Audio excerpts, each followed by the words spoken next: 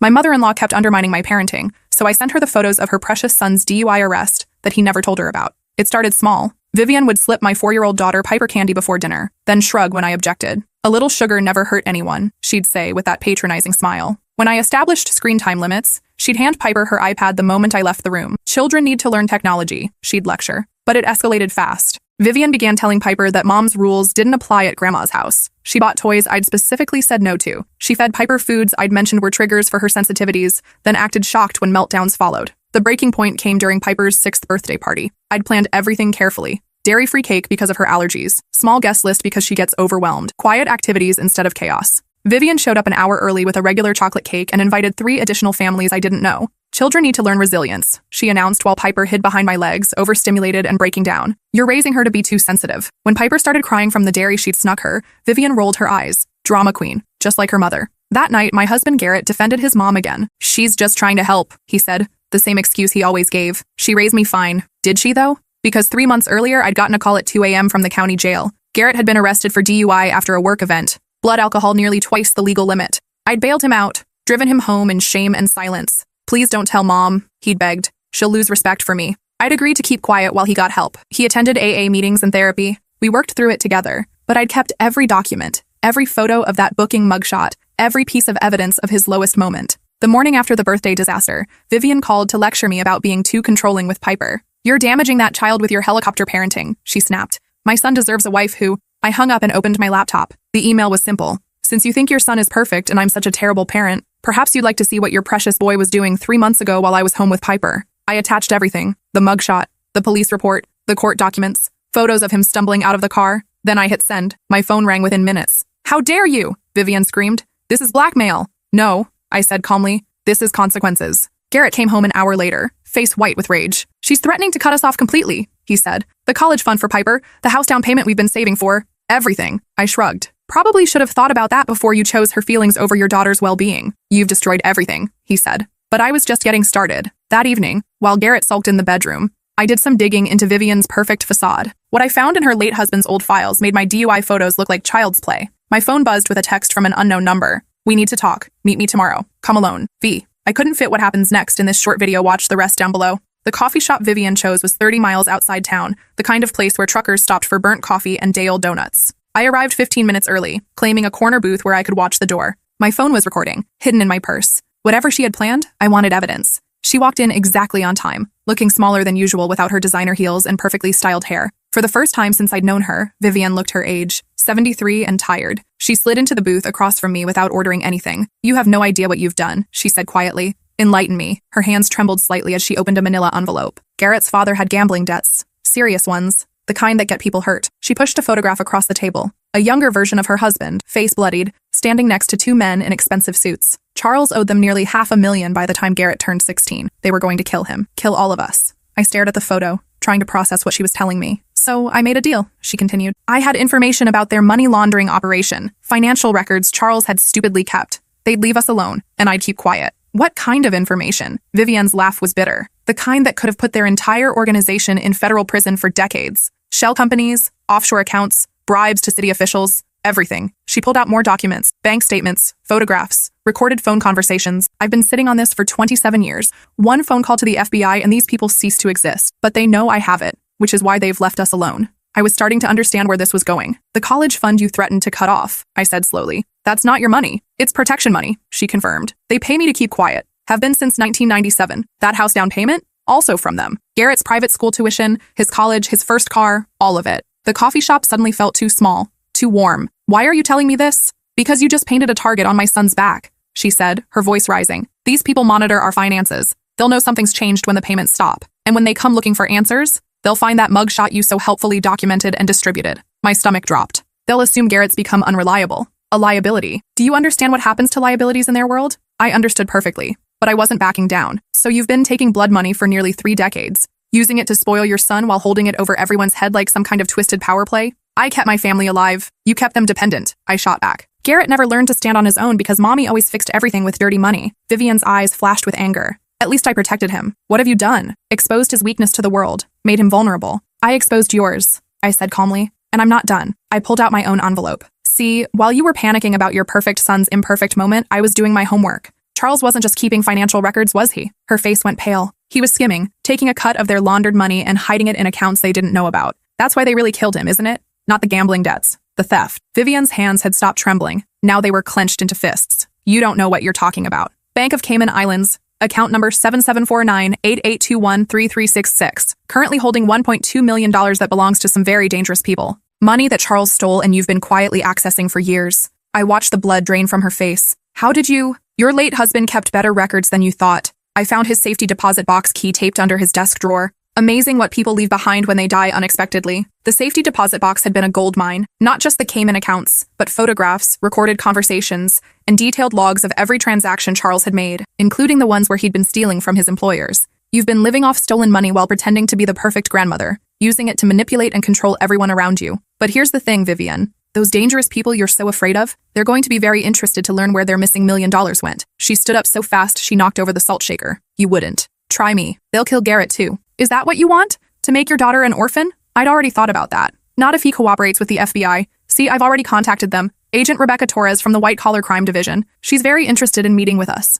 Vivian sat back down heavily. What do you want? First, you transfer every penny of that stolen money back to its rightful owners, through proper legal channels with FBI oversight. That money is gone. I've been using it to what? Buy designer handbags? That ridiculous car? The money's still there, Vivian. All $1.2 million plus interest. I've seen the account statements. Her jaw tightened. Second, you enter witness protection after you testify against these people. No more contact with Piper, no more undermining my parenting. You disappear. I'll never see my granddaughter again. Should have thought about that before you chose blood money over family. And Garrett? Garrett gets to choose. He can testify with you and start fresh, or he can continue living in your shadow and deal with whatever consequences come. Vivian stared at me for a long moment. You're destroying a family. I'm freeing one. She gathered her papers and stood to leave. You have until tomorrow night to decide. I called after her. After that, Agent Torres gets everything, including the location of that Cayman account. I drove home in silence, hands shaking on the steering wheel. What I'd just done was either brilliant or catastrophically stupid, possibly both. Garrett was waiting in the living room when I walked in, Piper asleep on his lap while watching cartoons. Where were you? He asked quietly. Having coffee with your mother. His eyes narrowed. She called me, said you threatened her. I sat down next to them, smoothing Piper's hair. Did she tell you about the money, Garrett? What money? The money she's been using to control our lives for the past 6 years.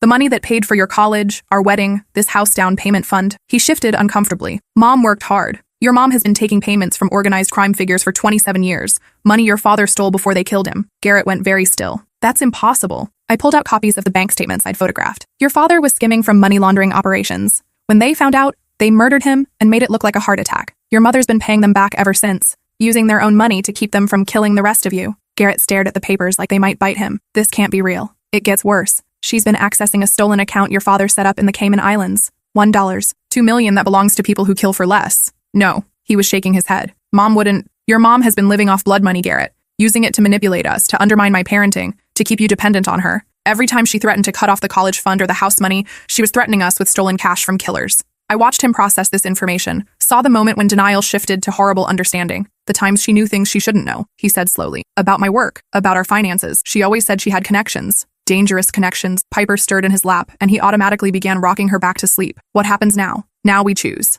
The FBI wants our testimony in exchange for witness protection. New identities, new lives, far away from here. And if we refuse, those people find out about the stolen money eventually. When they do, they'll assume you knew about it. Maybe that you're planning to steal more. Garrett's face had gone gray. What about Piper? Piper gets a chance at a normal life. No more toxic grandmother filling her head with poison. No more blood money funding her education. Just us, making honest choices. He was quiet for a long time. I can't believe she never told me. Can you? Because looking back, there were signs. The way she always had cash when she needed it. How she seemed to know things about people in town that she shouldn't. Those mysterious phone calls she'd taken private. I thought she was just well connected. She was. To criminals. That night, after we'd put Piper to bed, Garrett sat at the kitchen table reading through every document I'd found. Bank statements, photographs, recorded conversations. The evidence was overwhelming. This one, he said, holding up a photo. I remember him. Uncle Eddie, Mom called him. He used to come to Christmas dinner when I was little. I looked at the photo. A heavy-set man with kind eyes, standing next to Charles at some family gathering. What happened to him? Mom said he moved away. When I was maybe 8 or 9. I asked about him for years. I checked the dates on the bank records. He disappeared right around the time these payments started. Garrett's face went white. You think they killed him too? I think your uncle found out what your father was doing. Maybe tried to stop it. He set the photo down with shaking hands. How many people died because of this? I don't know, but it stops with us. The next morning, Agent Torres called. Mrs. Montgomery, this is Special Agent Rebecca Torres, FBI. I understand you have information about organized crime activity. I do. Can you come in today? Bring whatever evidence you have. The FBI field office was a nondescript building downtown, all concrete and tinted windows. Agent Torres met us in the lobby, a woman in her 40s with graying hair and intelligent eyes that missed nothing. "Thank you for coming forward," she said, as she led us to an interview room. "What you're describing could be the break we've been waiting for in a case that's been cold for decades." She spread our evidence across the conference table, examining each document carefully. "The Torino family," she said finally. "We've been trying to build a case against them since the 80s. Your father-in-law's records could be exactly what we need." "What about protection?" Garrett asked. "For our daughter, full witness protection for all three of you. New identities, relocation assistance, financial support while you establish new lives.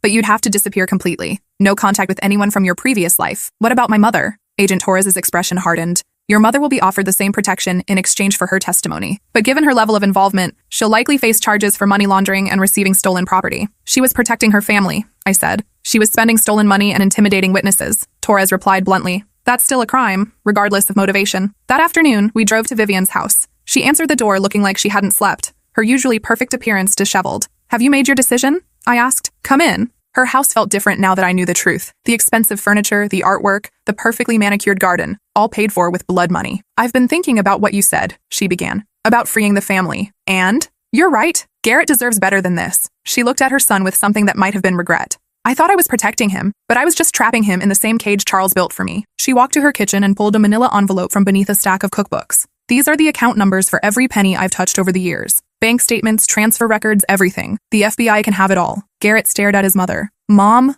I'm sorry," she said simply. "I'm sorry I let you grow up thinking this was normal. Sorry I used dirty money to control your life. Sorry I put your daughter in danger." For the first time since I'd known her, Vivian sounded genuine. "What will you do?" I asked. "Testify. Give them everything they need to destroy these people. Then disappear. The witness protection program?" "No." She shook her head. "I won't spend the rest of my life looking over my shoulder. I have enough money hidden away, clean money, from before Charles got involved with them. I'll go somewhere far away and live quietly." "You'll never see Piper again," Garrett said. Vivian's eyes filled with tears. "She's better off without me. You both are." The next 6 months were a blur of depositions, grand jury testimony, and preparation for trial. The Torino family tried to intimidate us. Anonymous phone calls, cars following us home, threatening letters slipped under our door. But the FBI protection was thorough, and gradually the harassment stopped as arrests began. 18 members of the organization were indicted on charges ranging from money laundering to murder. The evidence Charles had gathered, combined with Vivian's testimony, painted a picture of decades of criminal activity. Vivian pled guilty to receiving stolen property and agreed to cooperate fully. In exchange, she received 5 years probation and forfeiture of all assets purchased with criminal proceeds. The day before the trial began, she came to say goodbye. Piper ran to her grandmother, oblivious to the adult complexities surrounding them. "Grandma, are you staying for dinner?" "Not tonight, sweetheart," Vivian said, kneeling down to hug her. "Grandma has to go on a long trip. When will you come back?" Vivian looked at me, then at Garrett. "I don't know, but I want you to remember that Grandma loves you very much." After Piper went to bed, Vivian handed me a sealed envelope. "For when she's older," she said, to explain why I had to leave. She hugged Garrett goodbye, both of them crying. "I'm proud of you," she whispered, "for choosing them over me." She left that night and never contacted us again. The trial lasted 3 weeks. One by one, the members of the Torino organization were convicted and sentenced to decades in prison. The head of the family, Vincent Torino, received life without parole for multiple murders, including Charles Montgomery. We testified on the final day, telling our story to a packed courtroom. When it was over, Agent Torres walked us out through a side entrance. "It's finished," she said. "You're free to rebuild your lives however you choose." "What about witness protection?" Garrett asked. "With the organization dismantled and most of its members imprisoned, you're not in immediate danger, but the offer stands if you change your minds." We chose to stay. 2 weeks later, the stolen money from the Cayman account was returned to its victims,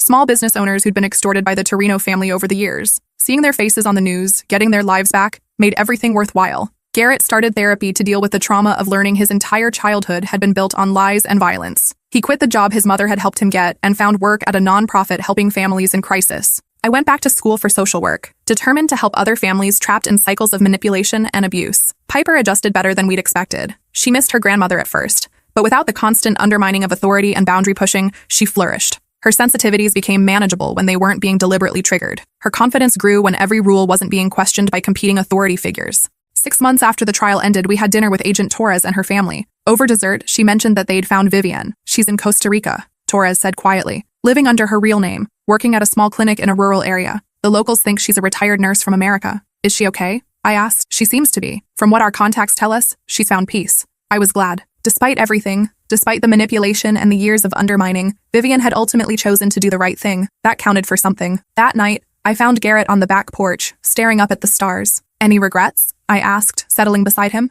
"About exposing her?" "No." He was quiet for a moment. I keep thinking about that night you bailed me out of jail, how scared I was, how ashamed. The first thing I thought wasn't, I need help, or I could have killed someone. It was, how do I hide this from Mom? And now I think about how I could have killed someone, how I put my family at risk, how I need to be better. He took my hand. You saved us. All of us. Even Mom, in a way. We saved each other. 3 years later, we bought our first house with money we'd earned ourselves. Piper started second grade at a public school, where she made friends and learned to speak up for herself. Garrett's nonprofit work was featured in the local paper. I graduated with my MSW and got a job helping at-risk families navigate crisis situations. Sometimes I wondered about Vivian, whether she was truly happy in her quiet new life, whether she ever thought about the granddaughter she'd given up to protect. But mostly, I focused on building the life we'd chosen for ourselves. The last piece of evidence I'd never shown anyone was a letter from Charles to Vivian, written just weeks before his death. I'd found it tucked inside one of his record books. My dearest V, it began. If you're reading this, then my chickens have come home to roost. I never meant for it to go this far. What started as skimming a few thousand to pay my gambling debts turned into something I couldn't control. They own me now, and when they're done with me, they'll come for you and Garrett. There's money in the Cayman account. Clean money I saved before all this started. Enough for you and our son to disappear if you have to. But please, don't let Garrett follow in my footsteps. Don't let him think that shortcuts and easy money are worth the price we pay for them. I love you both. I'm sorry for the choices that led us here. Build a better life for our boy. One evening, I showed the letter to Garrett. He knew, he said, after reading it. Dad knew what would happen to him. He tried to protect you the only way he knew how, by leaving evidence that would destroy the people who killed him. By giving your mother the tools to choose a different path, she just took 27 years to use them. That night, I sealed the letter in an envelope and put it in our safe, next to the one Vivian had left for Piper. Someday, when our daughter was older, she'd need to understand the full story of where she came from and why we'd made the choices we did. But for now, it was enough that we were free. Free from manipulation, from secrets, from the weight of other people's crimes. Free to raise our daughter with honesty and boundaries and love that didn't come with strings attached. Free to build a marriage based on partnership instead of protecting each other from uncomfortable truths. Free to be exactly who we chose to be, without blood money or family expectations, or the fear that our past would catch up with us. The coffee shop where Vivian and I had met that day was torn down 6 months later, replaced by a small park where children played while their parents watched from benches in the shade. Sometimes I'd take Piper there, pushing her on the swings while she laughed and called for me to push higher. Mom, she said one afternoon, her small hands gripping the chains tightly. Do you think Grandma is happy where she is? I'd been wondering the same thing. I hope so, sweetheart. I miss her sometimes, but I like that you and Daddy don't fight anymore. We'd never fought in front of her, but children notice tension even when adults think they're hiding it. Fighting isn't always bad, Piper. Sometimes people need to disagree about important things, but not the mean kind of fighting. No, not the mean kind. She pumped her legs, trying to swing higher on her own. I'm glad we don't have secrets anymore. Out of the mouths of babes. That evening, I called Agent Torres to check on a case I was working on, a family trapped in a similar cycle of financial control and emotional manipulation. How's retirement treating you? She asked before we discussed business. Torres had left the FBI 6 months earlier to teach criminal justice at the local college. I miss the field work sometimes, she admitted, but I like helping students understand why people make the choices they do. The gray areas between victim and perpetrator. Any word on the Torino appeals? All denied. Vincent will die in prison. The others won't see freedom for decades. Good. You know what I find interesting about your case? She said. In all my years investigating organized crime, I've never seen someone choose to expose it from the inside like your mother-in-law did. She didn't have much choice. There's always a choice. She could have run, could have warned them, could have disposed of the evidence. Instead, she handed you the tools to destroy them. That takes courage. I thought about that conversation for days afterward. Had Vivian been brave or just trapped? Did her motives matter if the outcome was justice? Maybe the truth was messier than I wanted it to be. Maybe people could be manipulative and loving, controlling and protective, wrong and right at the same time. But that didn't change what I'd learned about setting boundaries and protecting my family. It didn't change the importance of choosing truth over comfort, even when the truth was painful. A year later, I got a call from an unknown international number. Hello? Is this the Montgomery residence? The voice was female, with a slight accent. This is Mrs. Montgomery. My name is Carmen. I work at a clinic in Costa Rica. Vivian asked me to call you. My heart stopped. Is she okay? She's dying. Cancer. She has maybe 2 weeks left. I sank into the nearest chair. She wanted to know if you'd come. She understands if you say no, but she'd like to see her granddaughter one more time. I looked across the room at Piper, now 9 years old, working on homework at the kitchen table. She'd stopped asking about her grandmother months ago, but I knew she still remembered. I'll have to talk to my husband. She's at the Clinica Santa Maria in San Jose. If you decide to come, ask for Carmen Rodriguez. That night, Garrett and I had the hardest conversation of our marriage. She's dying, I told him. He was quiet for a long time. Part of me wants to see her, to forgive her maybe. But another part of me thinks we're better off letting the past stay buried. What about Piper? That's what makes it so complicated. We talked until nearly dawn, weighing the risks against the possibility of closure. In the end, we decided to let Piper choose. Grandma is very sick, I explained to her the next morning. She's going to die soon, and she wants to see you. But she lives very far away now, and if we go visit her, it would just be once. We'd never see her again after that. Piper thought about this seriously. Why can't we see her again? Because she made some bad choices that hurt people. She's trying to make up for those choices by staying away from everyone used to know, including us. But she wants to see me now because she's dying? Yes. Piper nodded slowly. I think I want to say goodbye. So we flew to Costa Rica. The clinic was a small, whitewashed building surrounded by tropical gardens. Carmen Rodriguez met us at the entrance, a young woman with kind eyes and gentle hands. She's very weak, she warned us as she led us down a hallway lined with plants. The cancer has spread to her lungs and liver. She may not look like you remember. She didn't. Vivian lay propped up in a narrow bed, her once perfect hair now thin and gray, her face gaunt from illness, but her eyes lit up when she saw Piper. My beautiful girl, she whispered, holding out a trembling hand. Piper approached the bed cautiously. Hi, Grandma. You've gotten so tall and so pretty. For the next hour, we sat in that small room while Vivian told Piper stories about her childhood, about her late husband, about the person she'd been before fear and desperation had twisted her into someone else. I want you to know, she said to Piper, that everything bad that happened wasn't your fault, and it wasn't your parents' fault either. It was mine. I made choices that hurt people, and then I made more bad choices trying to fix the first ones. Mom says you were trying to protect Daddy. I was, but I was also trying to control him, control you, control your mother. That was wrong. Piper nodded solemnly. Are you scared to die?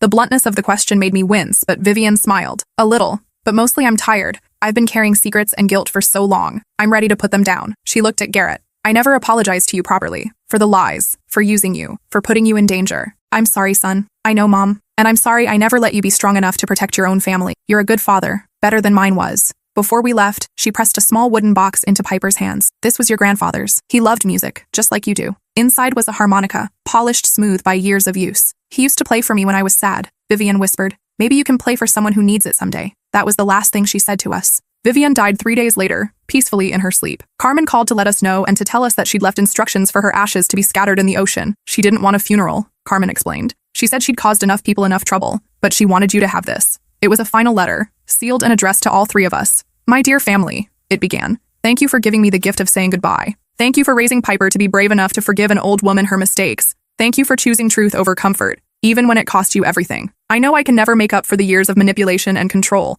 I know I hurt you in ways that may never fully heal, but I want you to know that watching you choose each other, choose honesty, choose to break the cycle, that gave my life meaning in the end. Piper, be kinder than your grandmother was. Be braver than your grandfather was. Trust your parents. They will never lie to protect you from hard truths the way I did. Garrett, you are the best thing I ever did with my life. I'm proud of the man you became despite me, not because of me. And to my daughter-in-law, who I fought at every turn, thank you for saving us all. Thank you for seeing what needed to be done and having the courage to do it. Thank you for loving my son and granddaughter enough to risk everything for their safety. The last of Charles's clean money is in an account I've set up for Piper's education. The account information is enclosed. Use it or don't. It's yours to choose. Live freely, live honestly, live without looking over your shoulders. All my love, Vivian. We used the money to start a scholarship fund for children from families affected by organized crime. Every year, we awarded grants to kids who'd lost parents, who'd been displaced, who were trying to build new lives after their worlds fell apart. Piper learned to play the harmonica. She wasn't particularly good at it, but she practiced faithfully. And sometimes in the evenings, she'd play simple melodies while we sat on the back porch watching fireflies. What was Grandpa like? She asked me one night.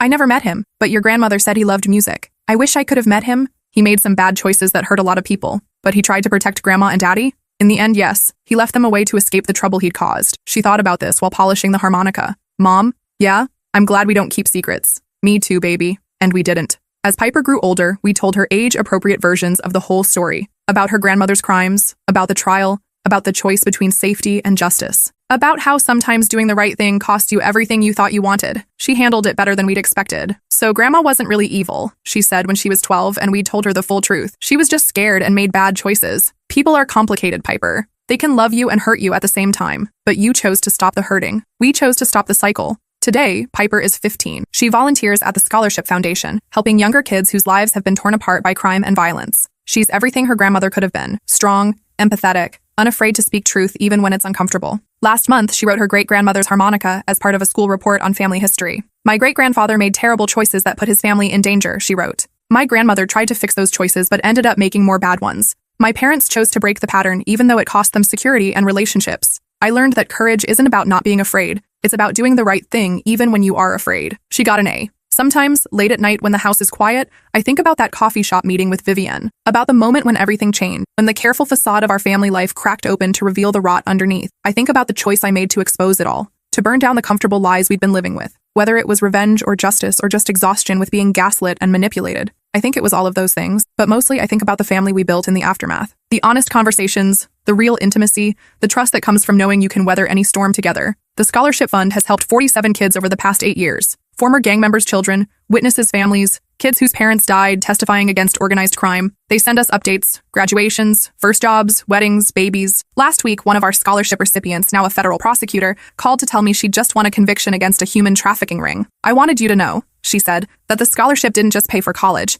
It taught me that broken systems can be fixed, that someone always has to be willing to stand up and say enough. That conversation reminded me why Vivian's letter had been so important. Not just the money, but the acknowledgement that doing the right thing matters, even when it costs you everything. Especially when it costs you everything. Garrett and I are stronger now than we ever were when his mother was pulling the strings. Our marriage is built on partnership and honesty instead of secrets and protection from difficult truths. We've learned to fight productively, to disagree without destroying each other, to face problems together instead of hoping they'll go away. Piper trusts us because we've never lied to her to spare her feelings or to make our lives easier. She knows that love doesn't mean never having to hear uncomfortable truths. She knows that real protection comes from preparing someone to handle reality, not from shielding them from it. The house we finally bought with our own money isn't as big as the one we'd planned to get with Vivian's blood money, but it's ours, earned through work we're proud of, furnished with things we chose because we liked them, not because they projected an image. There are pictures on our walls of the life we built together. Piper's artwork from school, photos from family trips we saved up for, Garrett's certificate from the nonprofit management program he completed, my social work degree, evidence of the choices we made and the people we became. Sometimes I wonder what would have happened if I'd never sent those photos to Vivian. If I just continued to tolerate the boundary violations,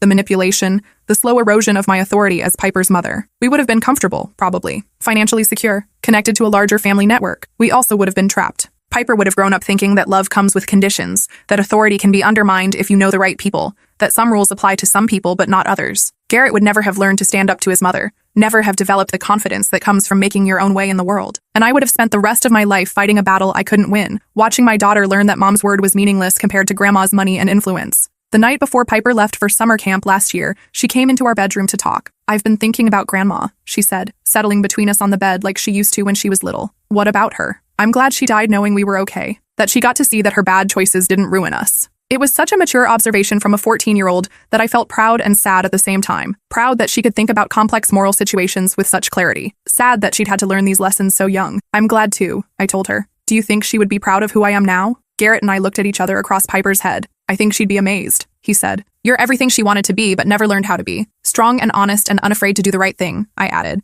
"Even when it's hard." This morning, I got a call from Agent Torres, now director of the Criminal Justice Program at the State University. "I have a favor to ask," she said. "I'm teaching a course on organized crime and family systems. Would you be willing to guest lecture about your experience? What would you want me to talk about?" "The complexity of victim and perpetrator roles. How good people can make terrible choices when they're afraid. How justice and mercy can coexist. How breaking cycles of abuse and manipulation requires courage from everyone involved." I agreed. Next month, I'll stand in front of a classroom full of future law enforcement officers, social workers, and prosecutors. I'll tell them about Vivian, about Charles, about the choices we all made when faced with impossible situations. I'll tell them that sometimes protecting your family means exposing them to temporary danger, to free them from permanent harm. That sometimes love requires setting boundaries that feel cruel, but are actually kind. That sometimes the only way to save someone is to stop enabling them. I'll tell them that justice is messy, that victims can also be perpetrators, that doing the right thing doesn't guarantee a happy ending, but it guarantees a true one. And I'll tell them about Piper, about Garrett, about the life we built in the wreckage of the one we dismantled, about how truth, even painful truth, can set you free in ways that comfortable lies never can, because that's what I learned in the end.